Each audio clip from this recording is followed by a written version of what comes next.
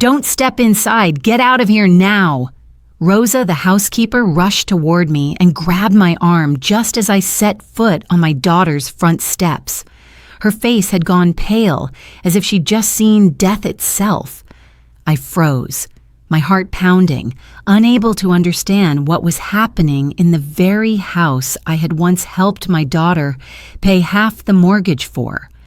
I opened my mouth to ask, but she backed away, glancing toward the door as though terrified someone might hear.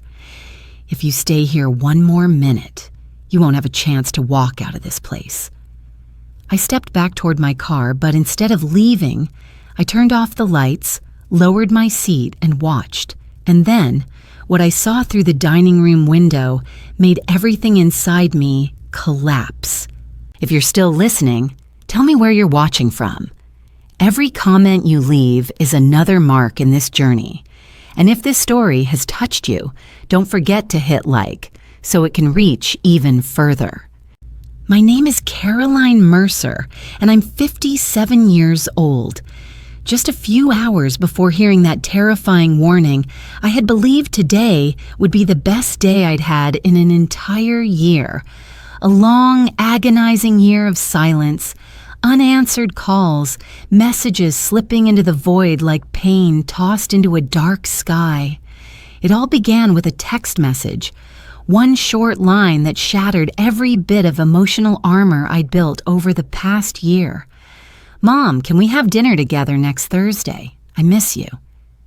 Grace, my only daughter, the child who used to hug me every night, who once said I was the best friend in the world, who cried when she left for college, yet suddenly disappeared from my life one day as if I had never existed.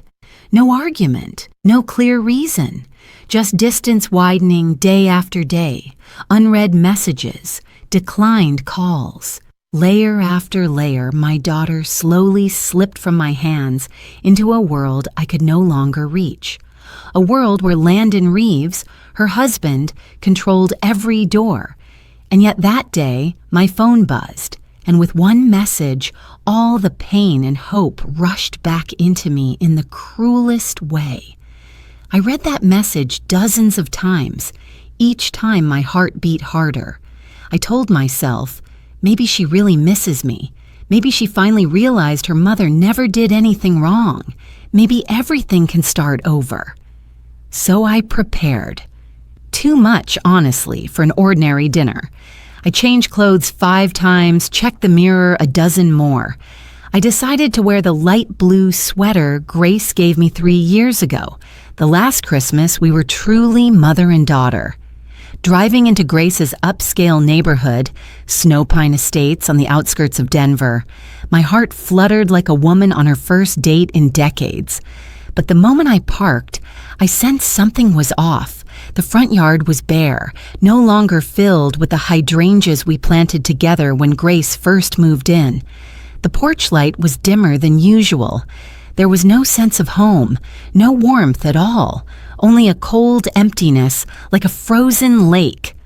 I stepped out of the car, smoothed my wind-tousled hair, and took a deep breath to steady myself. I was about to attend our first reconciliation dinner after a year of estrangement. I had rehearsed a simple line for days. "Grace, I'm glad you texted me." But before I could use it, Rosa came running. Her sudden yank nearly knocked me off balance. Her face was flushed, her breathing uneven. I had never seen her like this. Rosa was always calm, gentle, someone who cared for Grace as if she were her own child. What she said wasn't just a warning. It was a plea. When she rushed back inside, her shoulders shaking as though afraid of being seen, a cold shiver ran the length of my spine. I returned to my car, shut the door, and locked it. But instead of driving away, I turned off all the lights, slid low in my seat, and peered through the narrow gap where the curtains didn't cover the window. At first, nothing. The house was dark, unnervingly still. But then, almost as if someone had waited for me to leave, lights flickered on room by room. each window lit up like the opening scene of a carefully staged play. A man in a black suit appeared in the dining room, then a woman holding a folder, and then Landon walked in. One glance was enough to recognize that arrogant stride. He talked on the phone, pacing like he was leading a strategic briefing, but the cruelest part had yet to come. Grace stepped inside moments later. My daughter, her face unrecognizable, no smile, no warmth, only a chilling emptiness. She looked at the stack of papers on the table and signed them. No hesitation, no doubt. My heart clenched painfully. A year of absolute silence from her, no explanation, and now, signing documents? For whom? For what purpose? Was I dreaming?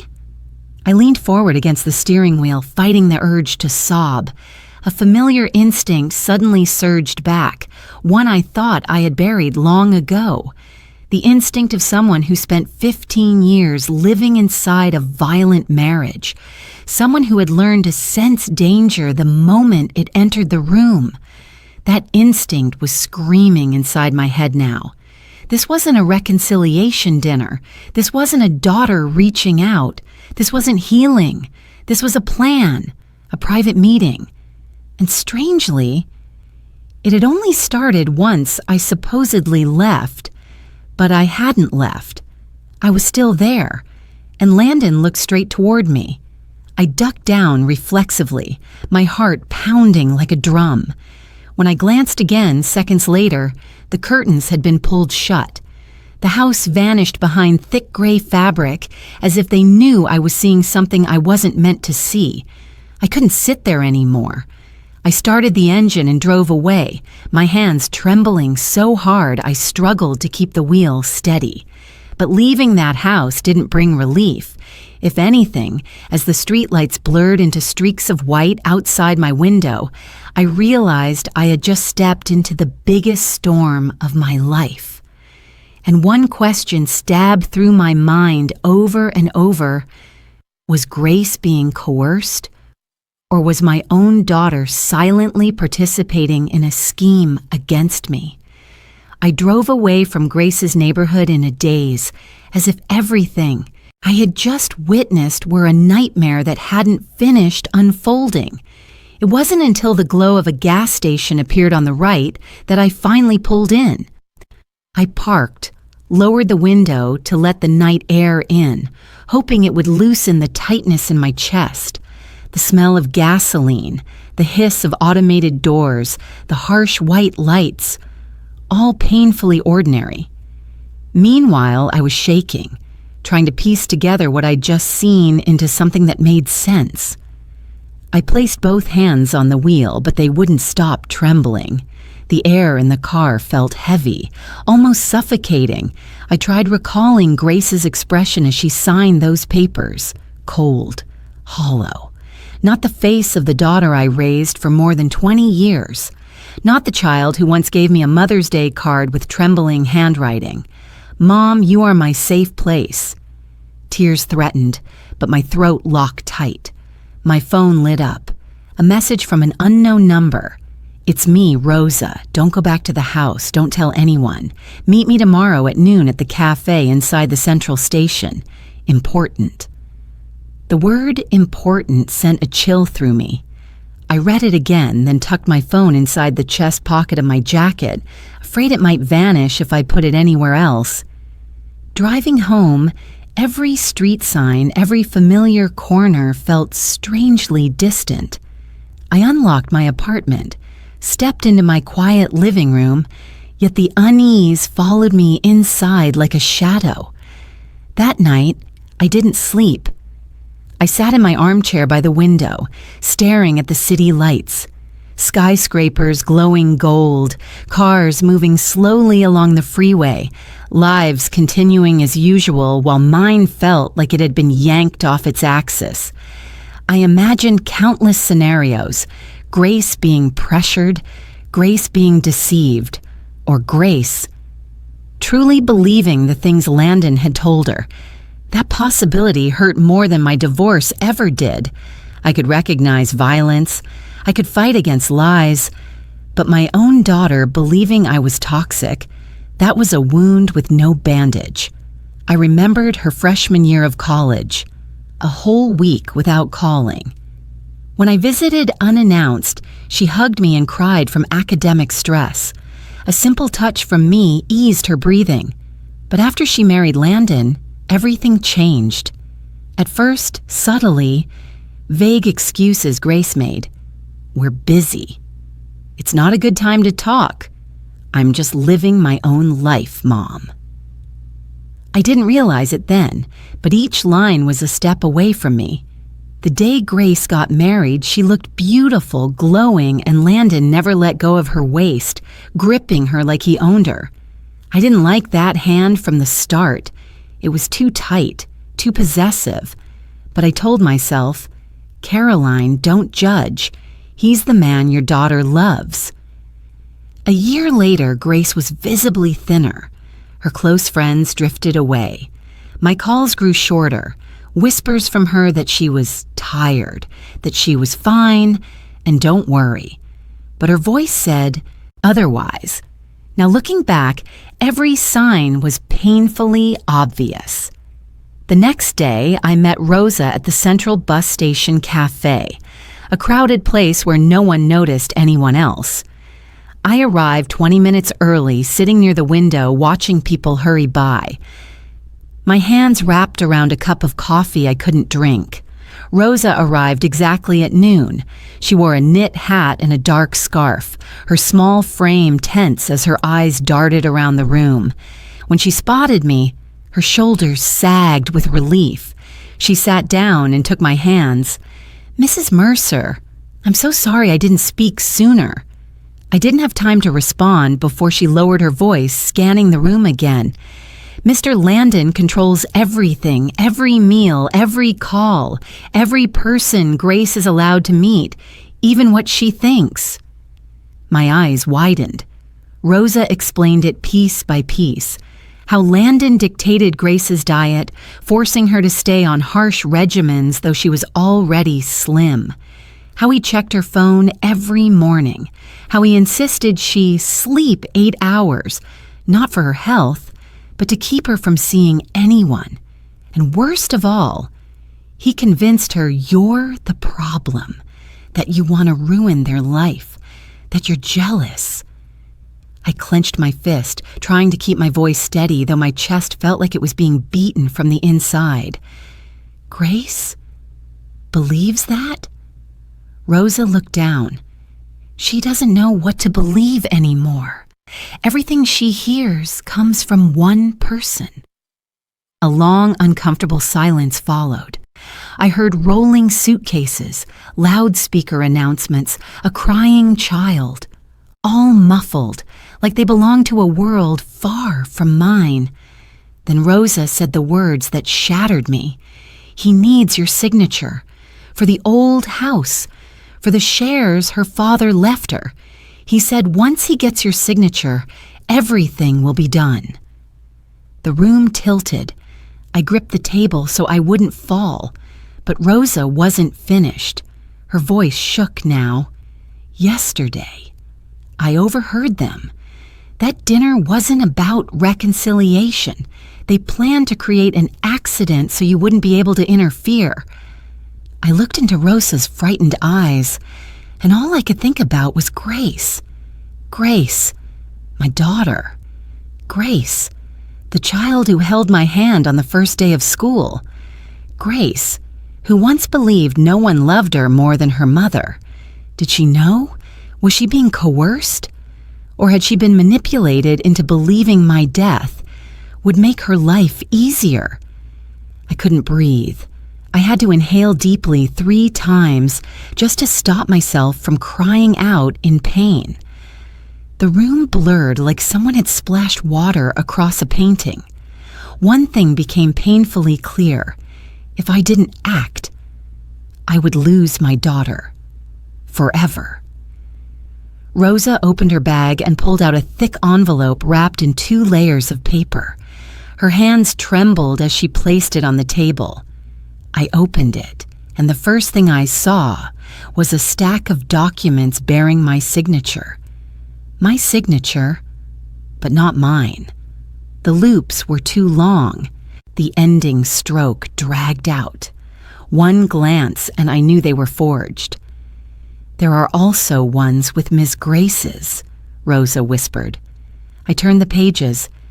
Grace's signatures looked disturbingly real, but I knew my daughter's handwriting. She always tilted the G slightly upward, writing quickly and neatly. These signatures were slow, cautious, copied strokes. A small audio recorder slid out of the envelope. I pressed play, my hand gripping the table. Landon's voice, low, calculated. "All we need is her signature. Grace's mother won't question anything if it all looks natural. We can't let her get in the way." Rosa swallowed hard. I heard it while taking the trash out behind the yard. I couldn't speak anymore. Not because I was shocked, but because I was holding myself together so I wouldn't fall apart in public. Part of me wanted to run, grab Grace and drag her away from that man. But the part of me that survived 15 years of abuse knew impulsiveness would only make us both targets. "We could take this to the police," Rosa whispered, almost pleading. I met her eyes. "We can't. Not yet." Landon had wide connections in the city. He wasn't famous, but his father had once been chairman of the local Chamber of Commerce, a man with significant influence. A formal report could be diluted or, worse, turned into evidence against me. If I handed over what Rosa gave me to the police right now, there was a high chance I'd be labeled as a family disruptor before anyone bothered to look at the truth. I needed someone I could trust, and only one name came to mind: Harold Bishop, an old friend from college, now an attorney specializing in asset disputes and fraud. Harold was a quiet, straightforward man, and most importantly, he had no ties whatsoever to Landon's family. Right there in the cafe, I called Harold. His voice came through after 2 rings. "Caroline, it's been years. Are you all right?" "No, Harold, I think I'm in danger." The moment I said it out loud, my throat tightened. I had never spoken those words before. And once I did, the fear stopped being hypothetical and became real. I briefly explained what Rosa had revealed. Harold fell silent for a long moment, the only sound being the rustle of papers in his office. Then he said, "Listen to me carefully. Your old documents, the ones related to your previous home and the shares your late husband left, where are they?" "In a green folder, inside the safe under my desk." Harold lowered his voice, so serious it sent a shiver through me. "That is the only evidence protecting you right now. And Caroline, do not go home alone. I'm coming to meet you. Do not hang up." I nodded, even though he couldn't see me.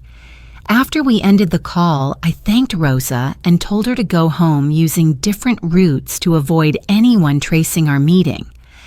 I left the central station feeling as if I were walking between 2 worlds.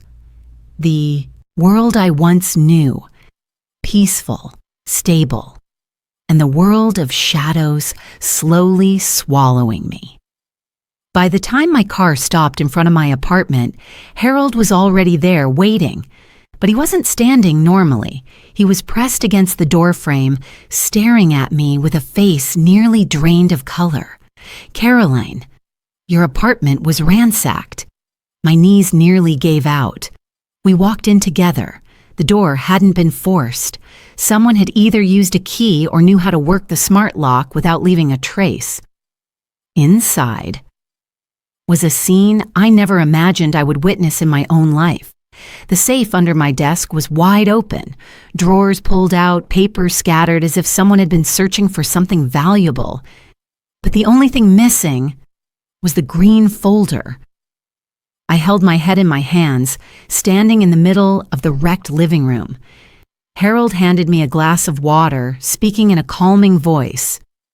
"You need to stay composed. Someone knew you kept those documents, but they don't know I made partial copies earlier. I'll send them to you immediately." I stared at him, stunned. How did they know? Harold didn't hesitate. Grace didn't tell him, but Landon could guess. He's smart enough to understand that you would always hold on to evidence related to your and your daughter's assets. I barely had time to process his words when my phone rang. It was the library where I worked part-time.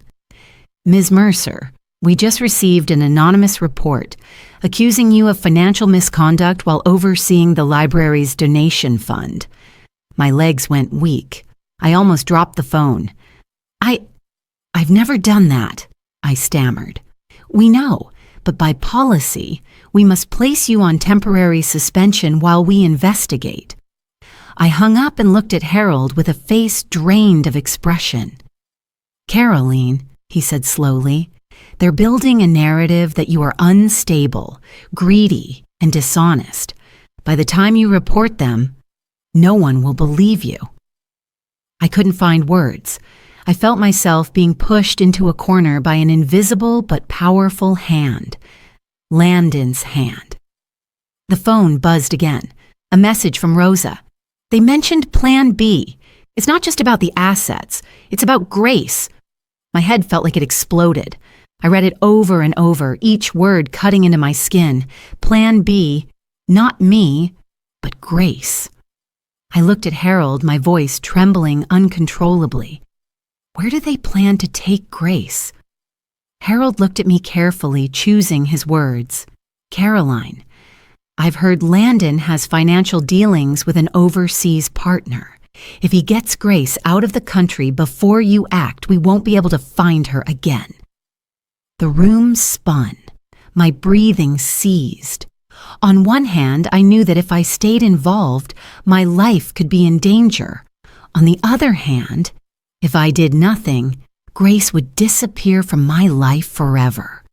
In that moment, I knew I had only two choices: run to save myself or fight, even if it meant risking everything. I closed my eyes for a few seconds, then opened them with a clarity I hadn't felt in years. I had survived domestic violence. I had rebuilt my life from nothing. I was not giving up this time, not when my daughter was being swallowed by darkness. I left my ransacked apartment that very night without packing clothes or taking anything familiar. Harold told me to drive straight to my cousin's house in the Santa Fe area, a remote place, quiet, and most importantly, unknown to anyone connected to Landon. As I drove, the low mountain ranges appeared under the pale moonlight, stretching like a fragile curtain between me and the world Landon was trying to control. When I arrived, my cousin Sylvia's small wooden house stood beneath an old birch tree. The warm porch light nearly brought me to tears. I had grown used to feeling hunted, but being greeted by someone, even a distant relative, reminded me I still had places where I belonged. Sylvia looked me over and asked just one gentle question. "How long?" "A few days," I said softly. "Maybe longer." She nodded immediately, as if she had always expected something like this. "You're safe here. Rest. Talk tomorrow." But I knew I couldn't sleep. After a bowl of warm soup, I sat alone at the small wooden table by the window, replaying the audio files and examining each forged document Rosa had given me. Signatures, fake transfers, carefully fabricated records so precise they made my skin crawl. In that quiet Santa Fe room, I finally saw the situation from enough distance to understand that this wasn't just a broken family matter. It was an orchestrated plan, structured and deliberate, crafted by a man skilled in manipulation. The next morning, Harold arrived in Santa Fe. With him were two people he said would become critical allies: Troy Callahan, a retired detective who had handled domestic abuse cases, and Dr. Evelyn Moore, a specialist in coercive control and trauma bonding. From the moment I saw them, I knew I was no longer facing this storm alone. Troy entered with the presence of a man who had seen far too much darkness, but still carried compassion in his eyes. He didn't shake my hand. He simply looked at me and said, "Mrs. Mercer, I've heard everything, and I want you to understand something right now. You're not imagining this. It's real." That sentence alone eased half my burden. Evelyn was different, gentle, grounded, with eyes that seemed to read through every defense. When I described how Grace changed, her weight loss, her fear of answering the phone, her avoidance of friends, her constant anxiety, Evelyn nodded as if hearing a familiar story. "That's coercive control," she explained. "Not physical abuse, but far more damaging. The victim loses willpower, loses the ability to distinguish truth from manipulation, and becomes completely dependent on the abuser." I clenched my hands. But Grace is smart. She's been strong since she was little. Evelyn placed her hand on the table and said firmly, "Intelligence doesn't shield anyone from a skilled manipulator. In fact, intelligent people are often targeted because they know how to endure, rationalize, and silence their own doubts." A heavy silence filled the room. Troy stood up, arms crossed. "If Landon is preparing to take Grace out of the country, we don't have much time." I looked at him. "What do you mean?" "If he crosses a border with her, no one can demand extradition. Without evidence, without legal jurisdiction, she'll disappear from the United States and from your life." I felt myself turn to stone. I had feared it, but hearing it aloud made it undeniable. Harold spread a map on the table. "We need a plan. We can't wait for him to move first." I looked at these three people, strangers technically, giving their time, expertise, and safety for me and for a young woman they'd never met. Gratitude nearly overwhelmed me. Troy outlined the plan. His only weak point is his work schedule. Landon travels once a month. If we know his next trip, we get a window of a few hours. The only time Grace won't be monitored closely. I remembered Rosa's words. "He's flying to Phoenix next week. Board meeting." Troy circled the date. "Good. That's when we move." But the tasks ahead were daunting. Rosa would monitor the inside and alert us when Landon left. Harold would handle legal preparation and federal contact if needed. Troy would secure the home and guide the extraction. Evelyn would make first contact with Grace, easing her panic and helping her see the truth. When Evelyn described her role, I asked, "Will Grace trust you?" Evelyn gave a sad, soft smile. "Trust isn't required. What matters is breaking the mental loop he built. A few minutes without him in the room can create an opening." On paper, the plan looked simple. In reality, we all knew one mistake could ruin everything. I swallowed hard. What if we fail? Troy didn't hesitate.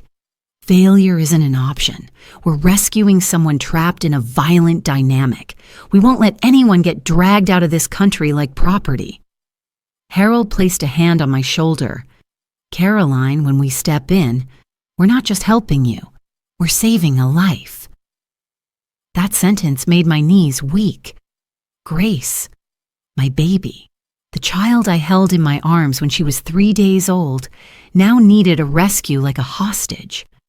Evelyn looked at me. "Prepare yourself emotionally. When we find Grace, she might resist. She might blame you or deny everything. That's normal when a victim is separated from their controller." I inhaled deeply. As long as she's alive, I can endure anything. After they left to prepare, I remained on Sylvia's porch, watching the Santa Fe sky dim behind the hills. The air was peaceful, yet I felt the weight of how narrowly I stood between saving my daughter and losing her forever. That night, Sylvia placed a warm hand on my shoulder. "Don't fall apart, Carolyn. I know you. You don't give up." Later, I stepped outside into the cold night air. The wind smelled faintly of distant snow. I looked toward Denver, toward Grace, and whispered into the dark, "Grace, I'm coming. Don't be afraid. Don't let go. I will get you out of there, whatever it takes." And just like that, the countdown to the biggest battle of my life began. Rosa messaged exactly as promised. "He's gone. 11:02. Took luggage. House alarm disabled. Now or never." I stared at the message, my hands cold as metal in winter. In the driver's seat, Troy gave a single nod, sharp, decisive, then looked back at Harold and Evelyn. Everyone was ready. Only I had to steady my breath. We parked 3 houses away from the gated entrance. From there, the steel fence, guard booth, and cameras of North Ridge Estates looked like the front of a fortress. But Troy knew how to neutralize intimidation. He put on a UPS delivery uniform Harold had prepared, plus a cap pulled low. He held an empty cardboard box labeled fragile. 15 years in law enforcement had taught him one thing. Sometimes the best way into a secure place was to look utterly harmless. "Stay calm," Troy whispered before stepping out. "We get one chance, but don't worry, I've gotten into places much harder than this." He walked to the gate. The camera scanned him. The guard glanced at the box, pressed a button, and opened the gate as if on autopilot. No questions asked. The gate opened, and the plan began. Troy walked deeper into the neighborhood, and our car followed the internal route unnoticed. Approaching the 3rd house on the right, Grace's, we slowed, stopping under a large tree that hid us from the entrance cameras. As promised, Rosa had left the back door slightly ajar. The curtain flickered gently in the breeze, like a silent plea. When we stepped inside, I sensed immediately the wrong kind of quiet. Not the peace of an empty home, but the heavy silence of a place where life had been stripped away and replaced with control. Nothing was out of place. Not a cushion. Not a single item left casually on a table. No smell of food, no background TV noise. Nothing indicating that Grace had been allowed to live as a normal human being. Rosa emerged from the hallway, pale and signaling us to stay silent. "She's in the living room. Her spirit is almost gone." We walked toward the living room doorway. I stepped in first, and my heart nearly dropped to the floor. Grace curled up on the sofa, wrapped in a thin blanket even though the house was warm. Her once soft hair was tangled and flat, as if life had drained out of it. Her cheeks were hollow, her eyes sunken and vacant. My daughter, who used to love jogging every morning, who used to smile brightly after yoga class, now looked as if she had survived a storm that had lasted an entire year. I stepped inside. "Grace?" She lifted her head, and panic flooded her eyes instantly. "Mom, you can't be here!" Her voice cracked like shattering glass. "If he finds out, you have to leave now. You don't understand. You can't be here." I didn't even have time to speak before Evelyn stepped forward softly, her voice like a gentle cloth draped over Grace's terror. "Grace, I'm Evelyn. No one is here to cause trouble. We're here to help, to protect you." Grace looked around, her eyes darting between us, as if desperately trying to decide who was a threat. It was the look of someone who had been controlled for so long that she no longer knew how to distinguish safety from danger. I sat down 2 steps away from her, not any closer. Evelyn said Grace needed space, not pressure. I gently took out my phone and opened the message I had received the day before. The message she sent, inviting me to dinner. "Grace," I said, showing her the screen. "This message, did you actually write it?" She stared at the screen, squinting, then slowly shook her head, not to deny me, but as if trying to remember something. "I didn't write this." Her voice was so soft I had to lean in to hear it. That single sentence made my heart tighten. Harold continued. He opened his briefcase and took out the photos Rosa had captured, the forged transfer documents with fake signatures of me and Grace. "If you had signed these, you would remember," Harold said as gently as possible. "But this signature isn't yours." And then I saw what I feared most, and also what I hoped for most. Grace's hand began to tremble, not from anger, not from resenting me, but from fear, and from realizing something was wrong. "No, that's impossible," Grace whispered, her voice cracking with exhaustion. Rosa slowly stepped forward from behind the door, her eyes filled with pain as she looked at Grace. "Ms. Grace, I heard him talking about an accident for your mother, a fall down the stairs, red wine, something that would look natural." Grace jerked her head up. "No, he wouldn't, he's not like that." The word shot out like a spring, reflexively defending Landon, but her eyes no longer matched her voice. I looked straight at my daughter. I didn't accuse her. I didn't judge her. I simply asked, with all the ache inside me, "Grace, do you trust him more than your own mother?" A simple question, but enough to create the first crack in the wall Landon had built around her mind. Grace grabbed her head as if our words were fighting inside her skull. Evelyn stepped closer, her voice a soft thread wrapping around Grace's frayed spirit. "What you're feeling right now, confusion, fear, not knowing who to trust, it's the clearest sign of psychological control. When you stop trusting yourself, when you stop trusting your own memories, it's because someone has taken that away from you." Tears began to fall down Grace's cheeks, first slowly, then all at once, like a dam breaking. I thought he loved me," she choked out. "I thought he wanted what was best for me." I couldn't stay back anymore. I took one step toward her, each step feeling like walking through fire. "Grace, I once believed the same thing about your father." My voice shook, and it took me years to escape. Grace looked up at me, really looked, for the first time in months. "Mom?" Just one word, but inside it was confusion, hurt, realization, and despair. Harold set the forged documents on the table. Evelyn placed a comforting hand on Grace's shoulder. Rosa stood behind her, nodding, affirming everything Grace was terrified to admit.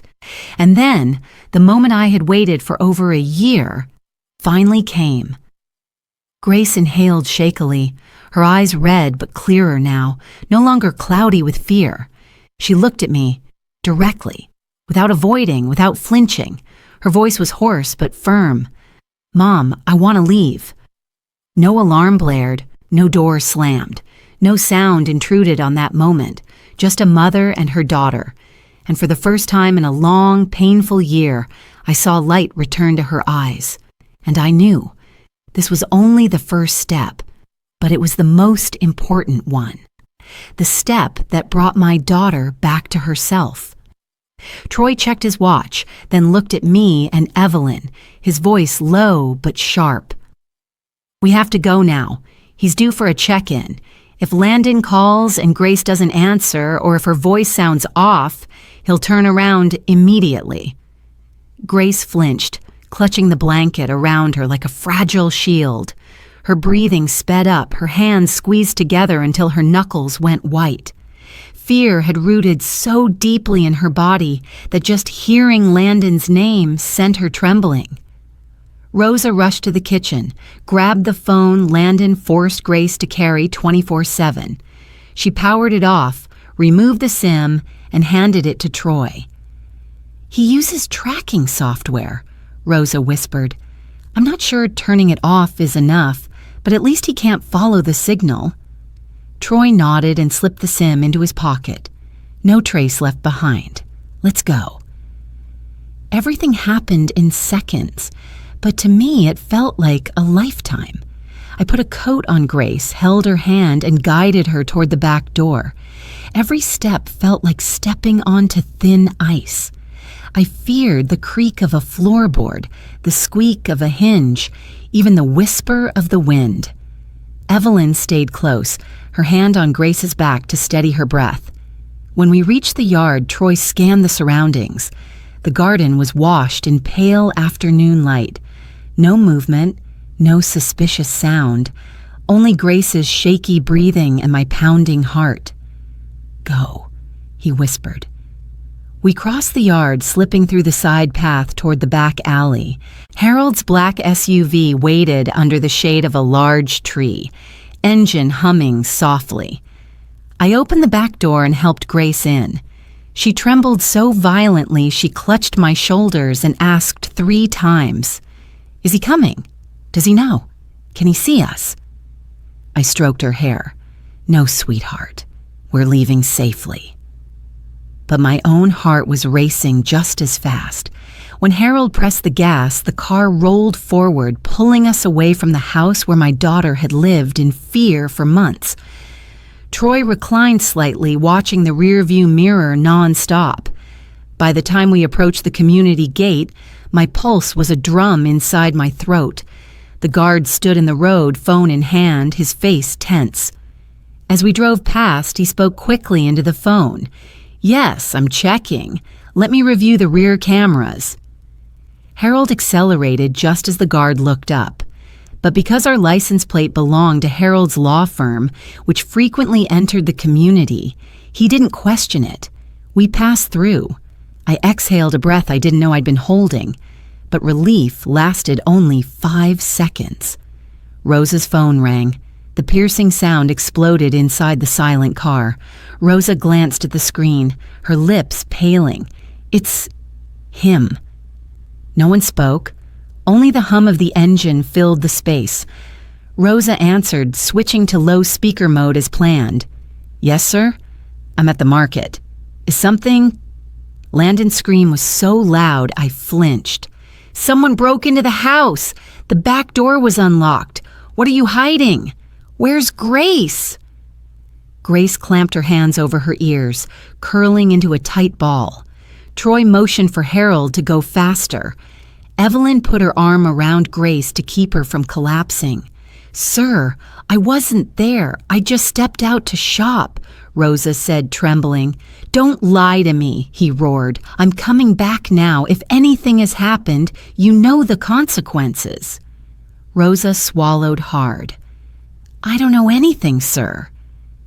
The call cut abruptly. No goodbye, no warning, just dead silence. In that moment, I understood one thing.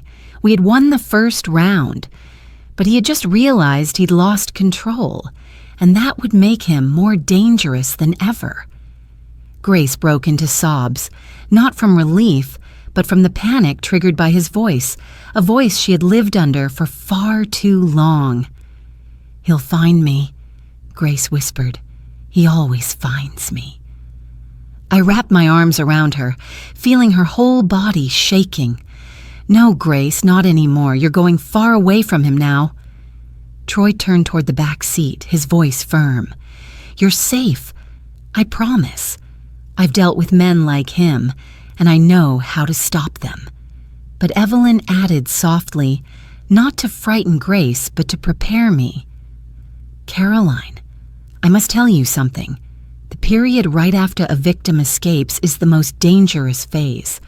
This is when the abuser has lost all control, and they become unpredictable. He could turn into a maniac." very hard to anticipate. I squeezed Grace's hand tighter, my own heart clenching. "No matter what he does," I whispered into her hair, "I won't let him touch you again." We drove into the outskirts where the city faded into lonely hills and old wooden fences. After nearly an hour, Harold turned onto a dirt path leading to Troy's family ranch. "No one will find this place," Troy said. "No GPS, poor signal, no neighbors close enough to see anything. Only my family ever knew about it. And they're gone." The old wooden house appeared in the open field, its roof weathered, its porch overlooking distant mountains. It was peacefully quiet, almost too quiet. We stopped. No one moved for several seconds, as if all of us needed time to come down from the rush of escape. I helped Grace out of the car. The crisp air made her cough faintly. Then she looked around, her expression still frantic but no longer overwhelmed by panic. Evelyn rested a hand on my shoulder. "You just pulled your daughter out of the hands of a dangerous man, but the journey isn't over. This is Grace's most fragile stage, and the stage when he will be most desperate to pull her back." Troy checked the doors, locked every entry, drew the curtains, and shut off all lights that could be seen from outside. He moved with the precision of someone who had spent years keeping people alive. Grace sat on the old wool-covered sofa. I took her hand, cold, fragile, almost weightless. "Mom, do you think he'll come here?" she whispered. I kissed her hair, my voice breaking. "No, he won't find this place, and I won't let him come near you ever again." Grace finally cried, truly cried, for the first time since we'd entered her house earlier that day. No more automatic apologies for Landon, no more terrified whispers, just the sobs of someone who had finally stepped out of the invisible cage. I held her as our tears blended, and I vowed with everything left in me that I would protect her to the very end. I didn't know how many hours had passed since we reached Troy's ranch. The afternoon light had vanished. Darkness spread across the land, yet inside the wooden house, the warm glow of the lamps still couldn't calm the storm inside my daughter. Grace stood by the window, arms wrapped around herself, staring into the pitch-dark field as if Landon could emerge from it at any moment. She flinched at every noise, a branch scraping the roof, the wind squeezing through the cracks. Her whole body was strung tight, ready to snap. "I'm fine," she whispered, but her shaking legs betrayed her. Evelyn stepped close, gently placing her hand on Grace's back. "Breathe in slowly. Count to 4, then exhale gently." Grace followed the instructions, but her breath broke into weak, uneven fragments like a torn float barely clinging to the surface of the water. "I'm scared. He'll know I ran," she whispered, trembling. "He always knows. Everything. Mom, will he find me?" I stepped closer, placing my hand over her shaking one, gripping it just firmly enough to remind her she was still in the present, not trapped in that house where she had been held by invisible chains. "No one knows we're here," I said. "No one except the people we trust completely." But Grace couldn't hear my words with her heart. She was still living inside the wound, inside the reflexes carved into her after years of control. Evelyn signaled for Troy to pull the curtains shut. The room became sealed off, safer. The warm light formed a small circle in the darkness, a circle where Grace could finally breathe without feeling watched. "Drink some water," Evelyn said gently.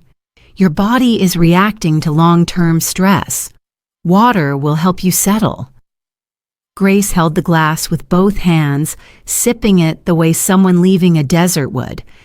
After a few minutes, she sat on the sofa, curling into herself as though she were afraid of taking up too much space. Evelyn sat an appropriate distance away, not too close to pressure her, not too far to make her feel abandoned. "Grace," Evelyn began, her voice soft like a low piano note, "when was the last time you felt truly happy?" Grace was silent for a long time. I thought she wouldn't answer. Then suddenly, a sob rose from her chest. "It was before I married him." She spoke between choked breaths and tears spilled, as if that question had unlocked a door she had kept sealed for years. I felt something inside me fracture. Grace had never told me anything. She always smiled in the photos she sent, always said, "I'm fine," always reassured me, "Don't worry." But her smiles, it turned out, were only masks. Evelyn nodded gently, letting Grace walk toward the truth at her own pace. Back then, Grace swallowed her tears. I wanted a family. I thought he understood me. But after we married, everything changed. She wiped her cheeks, but the tears kept coming. He said I was fat, said I dressed like a child, said I didn't know how to talk. He checked my phone every night, said I didn't need friends, said I didn't need you. My heart clenched when she reached that last word. Evelyn asked softly, "When did you first realize you weren't free?" "When I wanted to visit Mom for her birthday." Grace lifted her swollen eyes. "He threw my car keys away and told me only an ungrateful woman runs around chasing other people on an important day." I believed him. I thought I was really awful. Harold, who had been quietly observing, spoke slowly, without judgment. "That's gaslighting, Grace. He made you believe every problem came from your imagination. That's how an abuser keeps control." Grace clenched her hands tightly. "I know. I changed. I wasn't myself anymore. But I didn't know how to get out." I knelt in front of her and lifted her hands. That's when I saw the faint purple bruise on her left wrist. Deep, unmistakable. "Grace." I froze. "Did he do this?" Grace immediately hid her hand, like someone trained to protect the person who harmed them. No. I did it myself." But her voice trembled, weak and ashamed. Troy, who had seen this too many times, shook his head. "You don't need to protect him here, Grace. We know where that mark came from." Grace broke into sobs, broken, abandoned, childlike cries. He only hit me when I talked back, never where people could see, never hard, just to remind me how to behave." I wrapped my arms around her as my tears fell into her hair. "Oh my God, Grace, how did you endure all this without me knowing?" Evelyn placed a hand on my shoulder, not to stop my tears, but to steady me. "Caroline, you are not to blame. Men like Landon hide their violence well. They build a perfect image for the world and show their true face only behind closed doors. You could be the most loving, attentive mother, but you cannot see what they make sure you never see." Then Evelyn turned to Grace, her voice firm. "What happened to you is abuse, not love, not protection, not care, but control, erasing and breaking you." Grace sobbed, clutching her head. I think I've been brainwashed," she whispered. "Every thought in my head is his. I don't even know who I am anymore." Evelyn nodded, unsurprised. "That's something many survivors face, but you're doing the most important thing. You stepped out of that environment, and every passing minute, you are coming back to yourself, piece by piece." Grace rested her head on my shoulder, her eyes heavy. I stroked her hair, feeling her body slowly relax, for the first time since we'd found her. Within minutes, she drifted off to sleep, her breathing still shaky, but no longer terrified by every rustle outside. I looked at her thin, exhausted face, and a deep pain filled my chest, But there was also a tiny flicker, a flicker of hope, because for the first time after years inside that dark box of control, Grace had stepped 1 foot out of it, and I would do anything to help her step out with the other. The second night at Troy's ranch carried an eerie stillness, a stillness that wasn't peaceful at all. It felt like a lake before a storm, unmoving, cold, and ready to shatter at the slightest tremor. Grace had fallen asleep early, drained after the emotional unraveling with Evelyn. But I, despite the burning in my eyes, couldn't close mine. I sat on the porch, staring at the darkness spreading across the hills, my heart tightening with the sense that things would get worse before they got better. And I was right. Near midnight, Troy received a message from someone in his old department, a guard from the gated community who saw Landon every day. He went to her cousin's house, yelled at the neighbors, showed photos. Troy, read it, then turned to me, his face darkening like the night swallowing the moonlight. I'm so sorry, Caroline. But he's reached Santa Fe. It felt like someone squeezed my chest with both hands. Is my sister okay? Yes, he didn't touch anyone, but he shouted, questioned neighbors, claimed you kidnapped an adult, that Grace is mentally unstable, showed them pictures of you both. And according to the guard, he looked completely unhinged. I closed my eyes, feeling myself sink into a cold abyss. Grace heard my shaky breath and sat up abruptly, still half asleep. Mom. What happened? Troy didn't hide it. He crouched down so she could see his face. Landon made it to Santa Fe, but everyone is safe. He's just hunting for clues. Grace clutched the blanket, her breathing fractured. He won't stop. Mom, I know him. He'll come here. Evelyn pulled her close, rubbing her back. We're prepared. Tomorrow, when the FBI office opens, we'll file everything. After that, he can't touch you. Tomorrow, Grace whispered, but there was no faith in her voice. That's tomorrow, but what about tonight?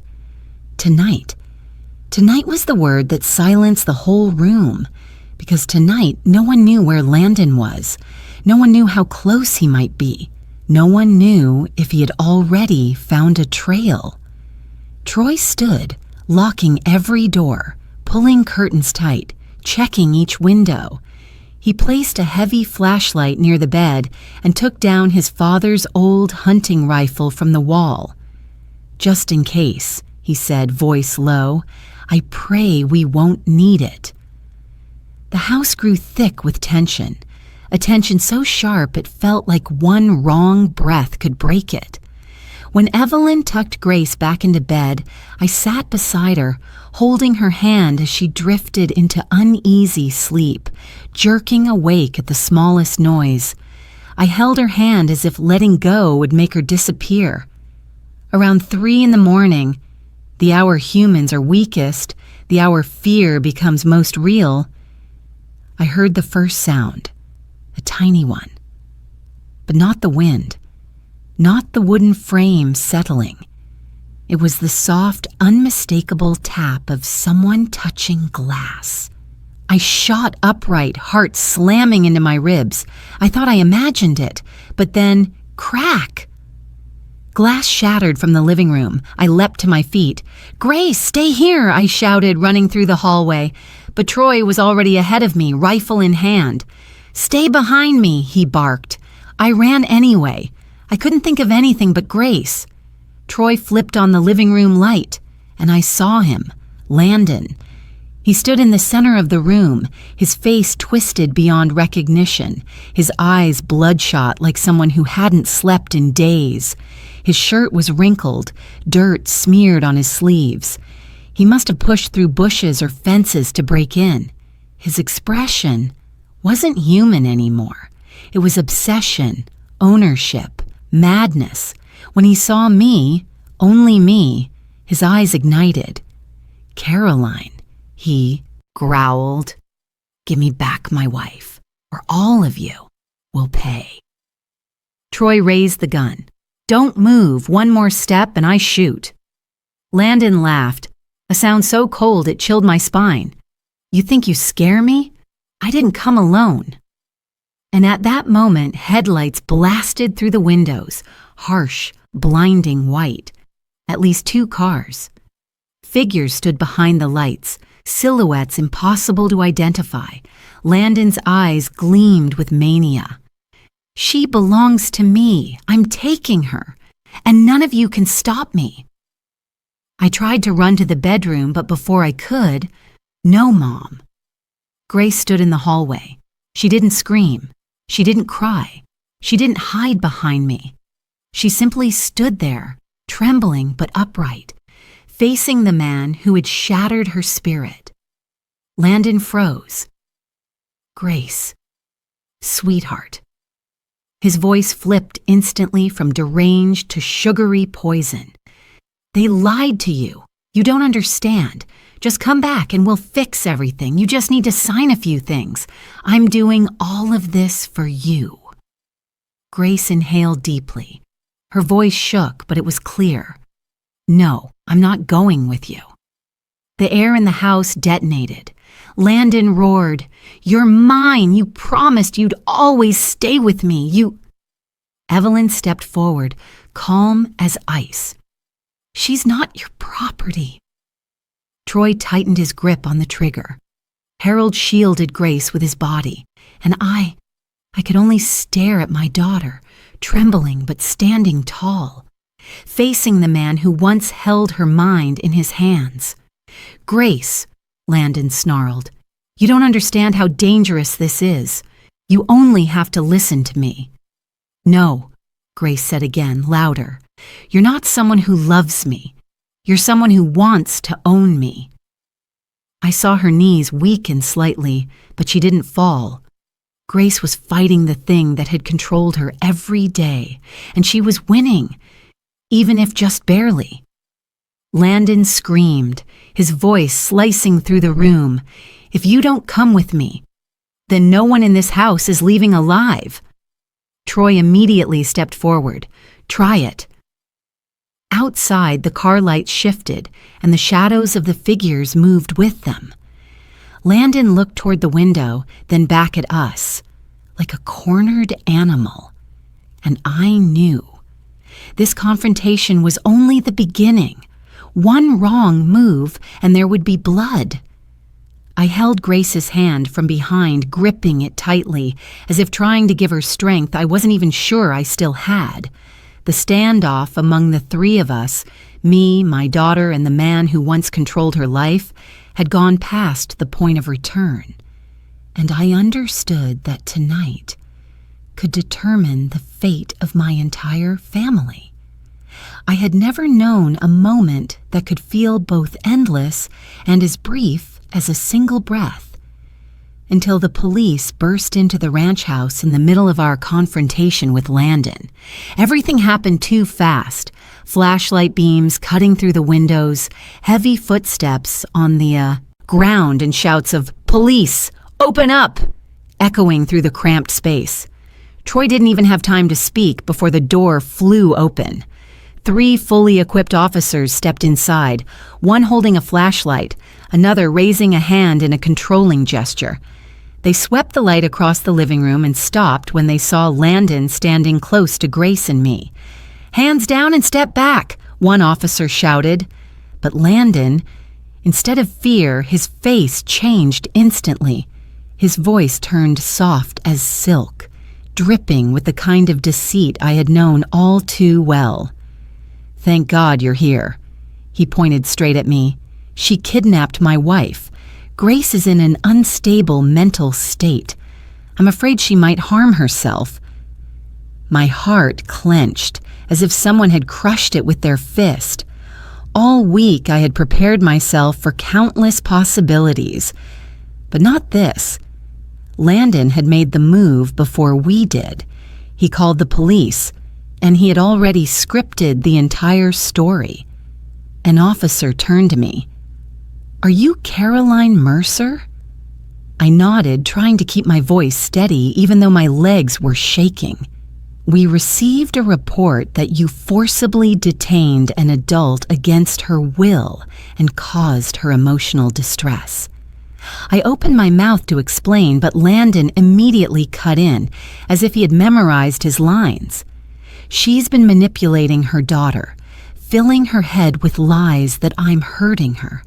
I have medical records proving Grace has had episodes of instability. I'm only here to take her home." I felt frozen. Harold stepped forward but was blocked by an officer. Evelyn squeezed my hand gently, reminding me not to react emotionally. But in that moment, Landon's wall of lies seemed as tall as a mountain, while my truth felt like a petal caught in the wind. An officer turned to Grace. "Ms. Grace, do you want to leave with your husband?" Grace didn't move. Just hours ago, she had trembled at the sound of his name. Now that question pierced right into her deepest fear. Landon took one step, pretending to care about her. "Come on, sweetheart, come home with me. Everything will be okay." Grace stepped back, only slightly, but enough to make Landon stiffen. "Ms. Grace," the officer repeated, "are you being held here against your will?" The air thickened. I felt the whole room tilt. If Grace didn't speak, the police would believe Landon. He had a story, fake documents, and that polished, gentle exterior he had cultivated for years. My knees almost buckled when I saw Grace lower her head, her shoulders shaking. "Grace," I whispered softly, not begging, not pushing, just calling my daughter the way I did when she was little, when she needed to know her mother was still there. Grace lifted her head. Her eyes were swollen and red, but no longer empty. Something inside her had shifted. A small, bright piece of courage strong enough to push back against the darkness that had swallowed her for 2 years. And in a voice weak but clear, Grace said, "I want to file a report." No one moved for several seconds. Even the officers were stunned. Landon let out a dry, bitter laugh. "Grace, you're being coerced." Grace raised her hand, stopping him. "I am not kidnapped. I left because I was threatened. I want to file a report for abuse." An officer stepped closer. "Do you have any evidence?" Grace looked at me. I nodded. "Go ahead, sweetheart. The truth has been waiting to be spoken." Grace opened the cloth bag Rosa had given her. Her hands still trembled, but she placed each item on the table, like she was laying down the foundation of her freedom. This is the audio recording, where he talks about creating an accident for my mother. These are photos of property documents with forged signatures of me and my mom. This is a message I never sent, but has my name on it. The officers leaned in. Their expressions shifted from suspicion to confusion to realization. Harold added gently, "All of these are time-stamped properly. We'll provide full originals first thing in the morning." Grace still wasn't done. She pulled up her sleeve. Bruises, the deep purple marks Landon had left, were exposed under the light. One officer murmured, "My God." Those bruises, they needed no explanation. They spoke every truth Grace had been forced to swallow. Landon's expression twisted. He stepped back, his mouth opening as if scrambling for excuses. She did that herself. But no one believed him anymore. An officer looked at him, cold as steel. "Landon Whitmore, you're coming with us for questioning." Landon snapped. He lunged at Grace. "You belong to me. You can't." Troy rushed forward, but the officers were faster. They pinned Landon to the floor, twisting his arms behind him as he screamed, "Grace, you'll pay for this. All of you will." The click of the handcuffs echoed sharply. A cold, final sound, enough to make Grace burst into tears. The police let him out. The flashing lights from the patrol car cut across the wooden walls, glinting off the tears on Grace's face like broken moonlight.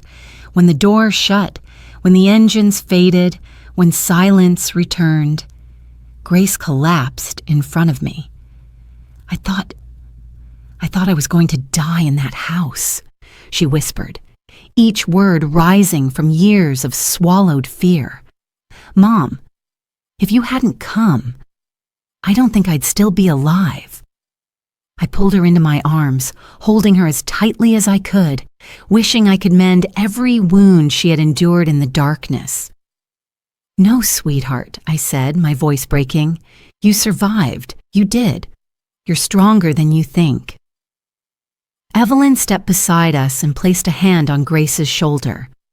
This is the first step, and it's the hardest one. Grace held my hand, and for the first time, it didn't tremble. In that moment, I knew that my daughter, the girl I thought I had lost to control, fear, and lies, was finding her way back. Not because of a miracle, but because she had reclaimed something that had been stolen from her, her voice. I once believed that the moment the police handcuffed Landon and took him out of the ranch would be the end of that nightmare. But as Harold had warned earlier, justice doesn't come overnight, Caroline. Especially when the enemy is someone who knows how to hide his crimes and manipulate emotions. And he was right. Just 3 days after the break-in, Landon's lawyer filed for bail. I wanted to object, to scream that he would continue threatening us. But the legal system doesn't run on emotions. It runs on procedure. He was granted bail with conditions, a substantial bond and a restraining order. Grace panicked when she heard. He'll find me, she whispered, trembling, and I held her close, listening to her heartbeat pounding in terror. Troy reassured her. He made a critical mistake breaking in. Our case is solid. The moment he violates the restraining order, he's back in jail. But fear doesn't disappear because someone says so. It needs time. And Grace needed more time than anyone could imagine. In the following days, we left the ranch. Not by choice, but out of necessity. We chose Portland, far enough, quiet enough, and full of support services for survivors of domestic abuse. When the car passed the Welcome to Portland sign, I glanced at Grace. She sat by the window, her eyes still darkened with exhaustion, but her face looked less tense, as if she had walked out of a long tunnel, and this was the first light she had seen in years. Evelyn moved to Portland a few weeks later to continue therapy. I knew that wasn't something every doctor would do, and I was deeply grateful. The first session took place in our small living room, sunlight pouring onto Grace's face, highlighting the faint bruises still lingering. "How are you feeling today?" Evelyn asked softly. Grace smiled, a small, fragile smile. "I don't know. Some days, I think I'm okay, but then I hear footsteps in the hallway and I can't breathe." Evelyn nodded. "That's trauma, very common. You lived in fear too long. Your brain needs time to understand you're safe." Grace stared at her hands. "I feel guilty for trusting the wrong person, for leaving Mom, for not seeing the truth." I wanted to pull her into my arms and tell her nothing was her fault, but Evelyn held my gaze. This was something Grace needed to walk through herself. "Grace," Evelyn said, "victims of coercive control never know they're victims while they're in it. You weren't weak. You were isolated, made to doubt yourself. No one is strong enough to resist that alone." Grace lifted her eyes, tears falling freely for the first time without wiping them away. "I want to believe that." I held her hand. "You're not weak, Grace. You're a survivor." She broke into tears. Not the terrified kind, but the relieved kind. While Grace healed, Harold kept digging. When he laid a thick stack of papers in front of me, my breath caught. Caroline, this wasn't just about Grace. The file was packed with evidence of Landon's involvement in shady transfers, forged property documents, and hidden debts. Grace wasn't targeted because she was naive. She was targeted because she had legal value he wanted to exploit. So that means, I whispered. It means, Harold said gravely, Grace wasn't foolish. She was systematically groomed. After he left, I stared out at Portland's gray sky. Light rain began to fall, and for the first time in months, I felt something lift off my chest.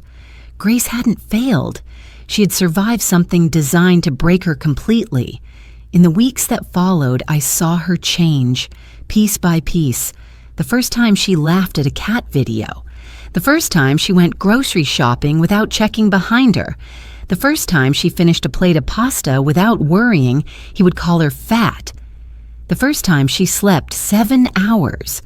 Real sleep, not jolting awake from nightmares. And the first time she looked at me and smiled softly, "Mom, I think I'm going to be okay." I turned away so she wouldn't see my tears. I had once believed I'd lost her forever, swallowed by manipulation and fear. But truth remained where lies had tried to bury it.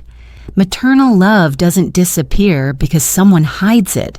It only gets covered, and slowly we brushed the dust away. But while we healed, Landon kept making mistakes. He sent anonymous messages to Grace, called from unknown numbers, watched her from outside a therapy office. Even with the restraining order, he kept violating it. And that sent him back to jail. When the police informed us, Grace exhaled like she had dropped a stone she'd carried for years.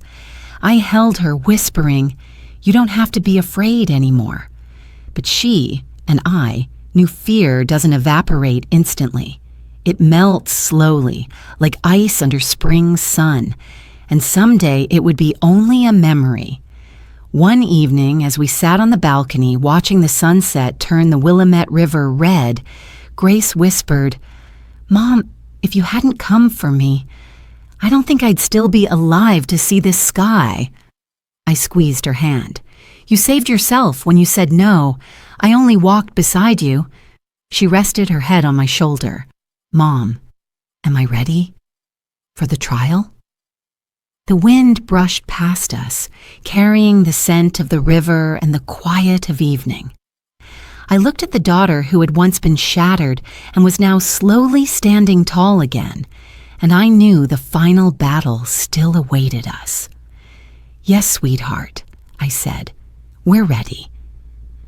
We didn't know how long the trial would last. We didn't know what Landon would try next.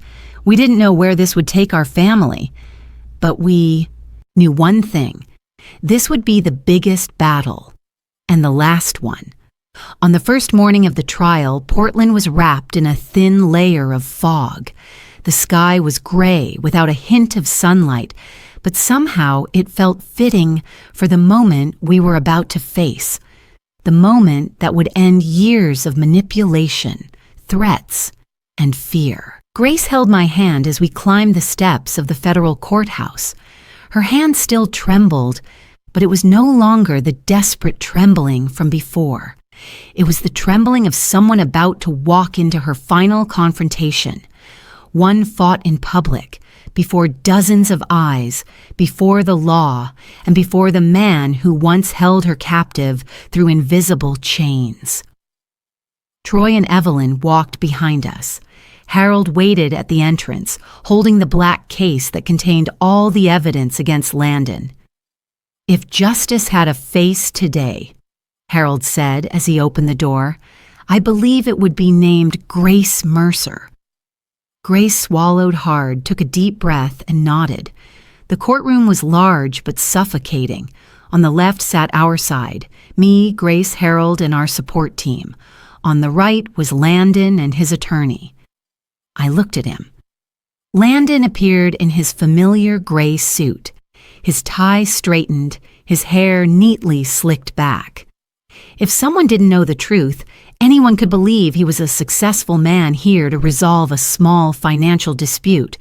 But I knew better than anyone that neatness was only a facade. He sat down at the defendant's table, looking around the courtroom as if this were his stage. And then, when his eyes landed on Grace, he gave a small smile. A smile that was arrogant, taunting, and chilling. Grace stiffened. I squeezed her hand tightly. "Don't look at him. Look at me." Grace turned to me, and in her eyes I saw both fear and determination. The hearing began. The judge, a silver-haired woman whose face suggested she had witnessed many family tragedies, asked each side to present their case. Landon's attorney stood first. His voice was smooth, practiced, and clearly rehearsed many times. "Your Honor, my client is the victim of a long misunderstanding. His wife, Ms. Grace, has shown signs of mental instability over the past year. Her mother, Mrs. Carolyn, removed her from the home against her will, causing her to panic. Several bruises thought to be from abuse were actually self-inflicted due to emotional dysregulation." Grace bowed her head. I saw her shoulders tremble, but Evelyn gently touched her back. "Breathe, Grace. You only need to inhale and exhale." When Harold rose, his voice was calm but razor sharp. "Your Honor, we will begin with the financial evidence." He took out 3 thick folders, each marked with colored tabs. "This is proof that Landon Whitmore forged transfer documents for 3 properties owned by Grace and her mother, with the intent to seize their assets. All signatures have been inspected and confirmed as fraudulent." He held up each page. The signatures were stretched unnaturally. The handwriting of Grace leaned too far to the right, clearly forged, but sophisticated enough to fool most people. Next, Harold played the audio recording, the one Rosa captured while eavesdropping behind the door as Landon talked about a fall down the stairs accident meant for me. The courtroom fell silent. The judge's brows knitted. Landon's attorney tried to interject. "That could have been a joke." "Try joking about getting rid of your mother-in-law in front of a judge," Harold replied, his voice so cold that the courtroom paused for several seconds. Then it was Grace's turn. Grace stood. I heard the soft scrape of the chair, a tiny sound, but loud enough to make me want to hold her all over again. She walked to the witness stand, each step heavy as if carrying a year's worth of fear with her. When she reached the stand, I could see her hands gripping the sides of the chair. "Miss Grace," the judge asked, "are you ready to testify?" Grace nodded. "Yes, I am." The first sentence wavered, but as she continued, her voice grew clearer, steadier. "Landon is not the person he presents here. I lived with him for over 2 years, and in those 2 years, I went through cycles most people never see. It started with sweetness, with care. Then it turned into control." The whole room went silent. No whisper, no shifting of chairs. Grace swallowed hard and continued. "He controlled what I ate, what I wore. He told me I was fat, made me diet until some nights I could barely stand. He took my phone every night, read every message, deleted my friends, forbade me from seeing my mother." Her voice caught. I placed a hand over my heart to keep it from exploding. "Then came the punishments," Grace said, softer now. "He never hit me where anyone could see, only in hidden places. He threatened me if I ever left the house. Then he apologized, brought gifts, and the cycle repeated again." Tears rolled down her cheeks, but this time she didn't wipe them away. Grace lifted her sleeve. The faint but undeniable bruises appeared under the courtroom lights. A sharp gasp came from someone behind us. Landon's attorney shot to his feet. "Objection! Those bruises!" "Sit down," the judge said, her voice sharp as a blade. "She is testifying." Grace forced herself to steady her voice. I thought the apologies would change things. I thought he loved me, but he only wanted to control me, seize my assets, eliminate my mother. I lived like someone who had no breath left. She looked at the judge, her voice suddenly strong enough to silence the room again. "The day I ran, if my mother hadn't come for me, I don't think I would be alive to stand here today." That was the moment I lowered my head into my hands and let the tears fall. But I didn't sob, didn't tremble. They were not tears of pain anymore, but tears of someone who had just watched her child return from the edge of a cliff. The judge took a few notes. "Thank you, Miss Grace." Grace walked back to us. I stood, wrapped her in my arms, and felt her heartbeat against my chest. No longer the heartbeat of fear, but of someone who had reclaimed the right to live. When it was time for the verdict, no one in the courtroom held a shred of doubt. The judge read each charge clearly. Landon Whitmore is found guilty of large-scale financial fraud, forgery of legal documents, emotional domestic abuse, issuing threats to life, and violating a restraining order. I looked at him. The arrogance on his face had collapsed into a fear I had never seen in him before. Sentence: 17 years in federal prison with no eligibility for reduction during the first 8 years. His attorney rushed to say something, but Landon stood frozen, his face pale. I didn't look at him again. I looked at Grace. She walked out of the courtroom, her breathing unsteady, but her eyes shining with something I hadn't seen in years: life. On the courthouse steps, the city wind blew through her hair. Grace lifted her face to the sky, tears rolling, but her lips curved into a smile. "Mom," she whispered softly, "I feel like I was born again." I held my daughter tightly, pressing my face into the hair that had once been drenched in tears, but now smelled of freedom. "Not born again, Grace," I whispered. "You were born for real, this time into freedom, into light, into the truth you fought so bravely to reclaim." And in that moment, I knew our story had reached the end of its darkness, and the doorway to a new life had opened wide for both of us. 5 years have passed since the day the trial ended, since the day Grace walked out of those courthouse doors with tears streaming down her face, but with a heart that, for the first time, understood what freedom felt like. 5 years, not long in a lifetime, yet long enough to heal wounds I once feared would stay with her forever. Now every morning I wake up in our little house in North Seattle, open the window to breathe in the crisp air carrying the scent of young pine, and each time I do, I silently thank life for giving us another chance. Grace is the one who has changed the most. Now 34, she works at a support center for domestic abuse survivors. She didn't choose this job out of ambition, but out of gratitude. Grace once told me, "I don't want anyone to spend years realizing they deserve a different life." I watch her when she stands before groups of women who arrive with dark circles under their eyes, slumped shoulders, exhausted gazes. Grace doesn't lecture or preach. She simply tells her story, softly, like she's speaking to a friend, and that sincerity has saved countless lives. My own life changed in ways I never expected. After the trial, I opened a small bookstore on a quiet street near Green Lake. It isn't large, just 2 rooms with old wooden shelves and soft armchairs. But somehow it seems to hold an entire world.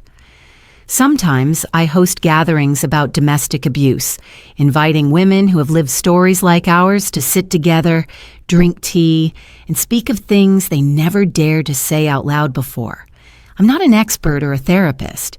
I'm just a mother who once lost her daughter to darkness and was lucky enough to find her before it was too late. The bookstore gradually became a refuge for wounded souls. Some come just to listen. Some stay to rediscover themselves. Some silently place a book on the counter and cry. And all of them remind me of this simple truth. Surviving isn't just continuing to breathe. It's reclaiming your life after the storm has passed. Rosa lives near us as well. She, the woman who risked everything to warn me that night, has become an irreplaceable part of our family. We often joke that life stitched us into a chosen family, and sometimes the family you choose becomes stronger than the one you're born into. Every weekend we cook together. Rosa always brings her cornbread that she proudly claims is better than the Mexican place down the street. Grace brings a vegetable salad Evelyn taught her to help rebuild healthy eating habits. And I make chicken soup, the dish Grace used to crave but never dared cook in the years she lived with Landon because the smell bothered him. Now we cook it every week as a small symbol of freedom. But healing isn't a straight path. There are nights when Grace jolts awake, sweat soaking her back, her eyes wide as if she were seeing him standing in that ranch house again. But instead of shrinking in fear, Grace calls my name. "Mom, where am I?" And I go to her, kneel by the bed, hold her hand, and say, "You're home. There's no one here." The nightmares have grown fewer with time.